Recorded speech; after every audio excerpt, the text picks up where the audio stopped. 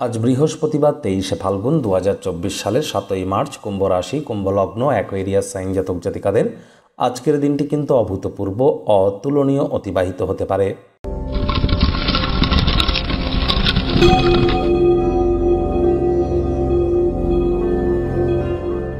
ভিডিওটির শুরুতেই আপনারা দেখতে পাচ্ছেন বৃহস্পতির বীজমন্ত্র ওম গ্রাং গ্রিং গ্রং স গুরাবে নামা। এটি সকাল, দুপুর, সন্ধ্যা 3 বেলায় 108 বার করে জপ করুন। আর যদি পারেন তাহলে অবশ্যই নিরামিষ খাদ্য খাবার খান, হলুদ রঙের বস্ত্রাদি পরিধান করুন। গরিব মানুষদের মধ্যে বা ভিখারিদি, সাধুসন্ত, তাউল বাউল প্রকৃতির মধ্যে ইয়েলো কালারের কোনো অবজেক্ট বা সবুজ রঙের বস্ত্র সামগ্রী দান করতে পারেন, সেখানেও কিন্তু আপনারা উপকৃত হতে চলেছেন। বন্ধুরা, মার্চ, এপ্রিল, মে আগত 3টি মাস, এই যে 90টি দিন আপনাদের ক্ষেত্রে ঠিক কেমন অতিবাহিত হবে, অলরেডি এই বিষয়ে চ্যানেলে ভিডিও আপলোড করা হয়েছে। সময় সুযোগ বুঝে একবার দেখে বা শুনে নিতে ভুলবেন না। আই বাটনে আমরা লিঙ্ক দিয়ে দেব।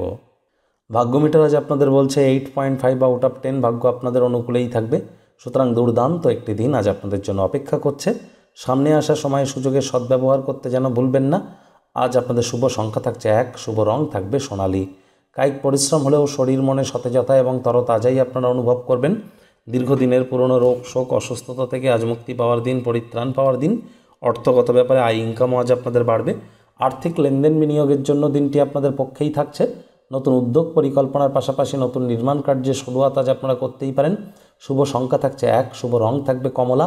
এমন দিন কিন্তু জীবনে বারবার আসে না, সময় সুযোগের সদ্ব্যবহার করুন।